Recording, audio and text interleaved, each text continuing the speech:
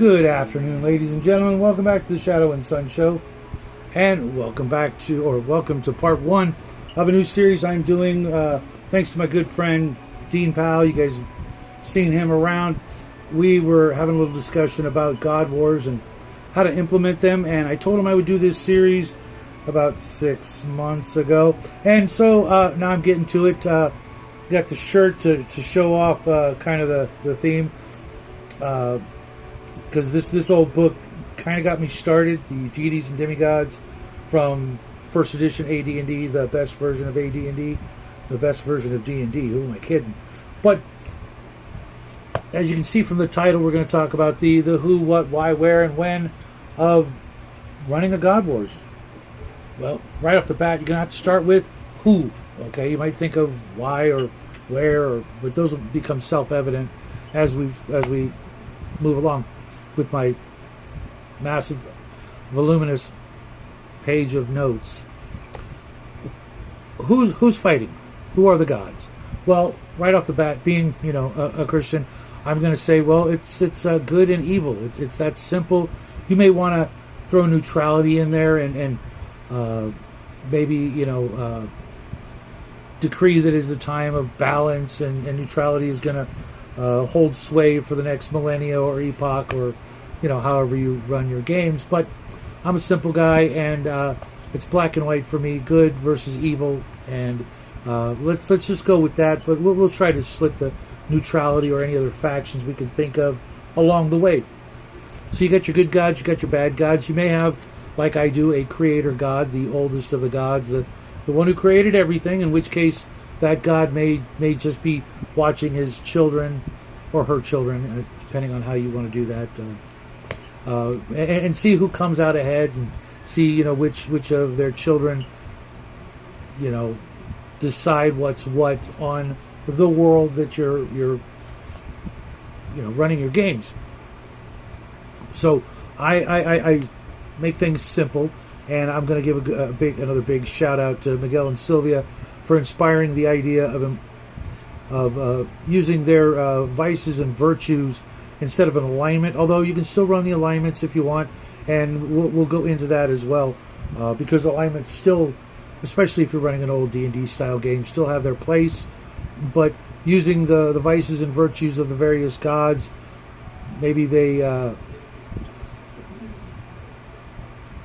exhibit, or they are the exemplary model of such virtues and vices. It's an easy way to go. I use both. Well, with the evil guys, they don't really have any virtues. It's all about vice. That's why they're the evil gods. But even the good gods or the neutral gods could have some vices as well, because they're not perfect. Well, maybe they are in your game, but you may be tempted to try to stat out your gods, like in the Deities and Demigods book, where you give them hit points and strength scores and all that nonsense. I highly recommend against doing that. These are, immense beings of power, and giving them limited strength or a limited number of hit points, it just turns them into big monsters that need slaying. Now, if you're running an Elric game, it's totally different, in which case you need to know all that stuff, because Elric or whoever is wielding Stormbringer or Black Razor or Mournblade, they're going to end up killing everybody anyway, so you kind of need those numbers. But let's go back to the basics. Each of the gods, in addition to having their virtues and vices that exemplify and tell you, really who they are, they're going to have spheres of influence, similar to the way it was done in 2nd edition.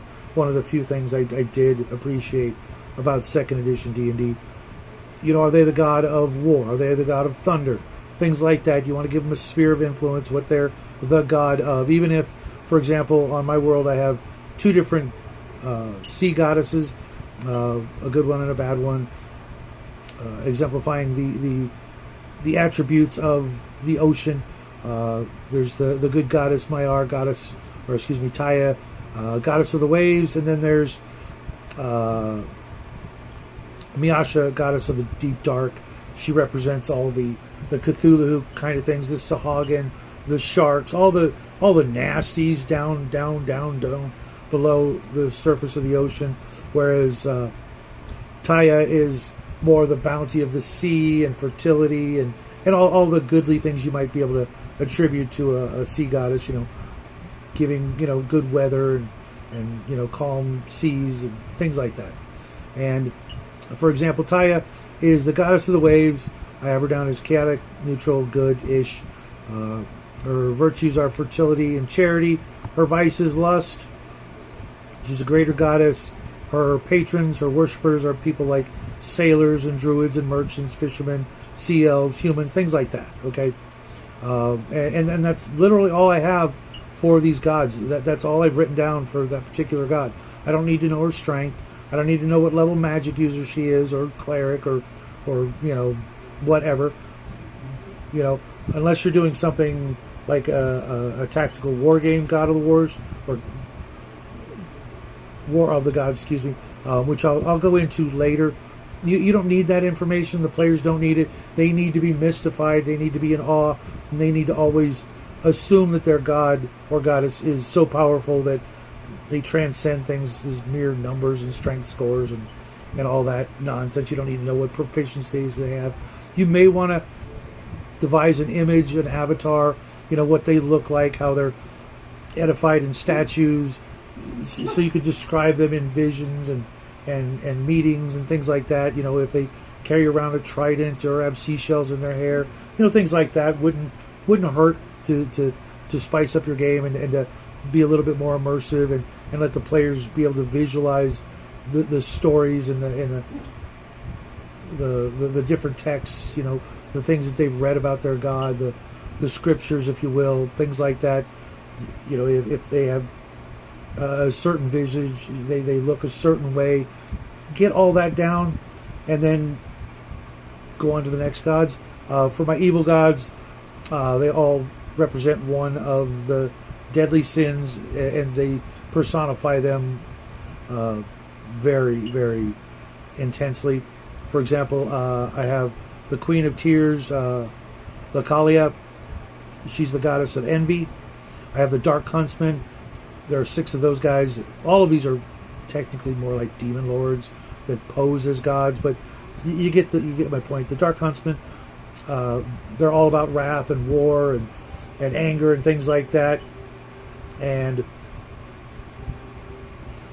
make it simple, make them scary, make them despicable. That way you don't get too many of your players wanting to worship the bad guys. You're going to get that odd player or group that wants to do that. Then we'll go on to the other W words for this topic, and then we'll wrap it up and see you again later on in the week. So you've got the who. Now you're going to need the why. Why are they fighting? Is it just purely to rule the world, Pinky and the Brain style, or do they have some other ulterior motives? Maybe they're more serving of entropy and just want to destroy the world, or maybe they want to spread their vile wickedness to the stars, beyond the moons and onto new solar systems. I've done that before, and it's if you've got a group that's more ambitious and really want to run a long campaign, there you go. Now, coming up with the why shouldn't be that hard, and it can be as simple as what I just said. Maybe you've got something else. Obviously, the where is it taking place? Well, on the world that you run your games. Maybe you extend that to the moons around the planet. Maybe you do the whole solar system, or maybe it's a galactic-wide or even interdimensional war.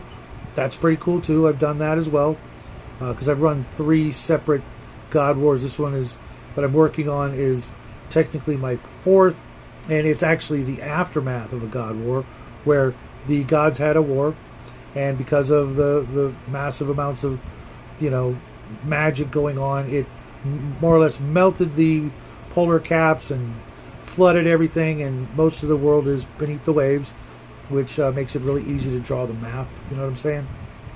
And figure out what sort of scale you want with your God Wars, and what are they fighting for? Well, that could be part of the why. Maybe there's something else. Maybe they have some other motives. Maybe just one of them wants to usurp the creator god or become the the God of all gods or become the only God or something like that. And the when is, when will it be over? What are the terms of battle? What will determine the end of the war? When you come up with all of those, you're ready to start, and that's where we will pick it up next time. Maybe this week. I've got a lot of videos planned for you guys this week. Hopefully I can get them all done, and if you're lucky, if I can move along, and maybe I'll give you another video of this series Friday. But I would like to hear back from you guys, especially Dean, if you guys have any specific questions for running a God War, running an aftermath of a God War. Put them in the comments section below. I will get to them as soon as possible, which is usually within a couple of minutes of seeing them, because I've got this particular device with me almost everywhere I go, unless I leave the house, which is almost never. So if you got any questions, put them there. Or if you want to start up a discussion, we can talk about it over on my Discord. If you don't have it, let me know, and I'll find a way to get you in there. But that's all I got for you tonight. Until next time, folks, have a great week. It's going to be a scorcher, and as always, happy trails.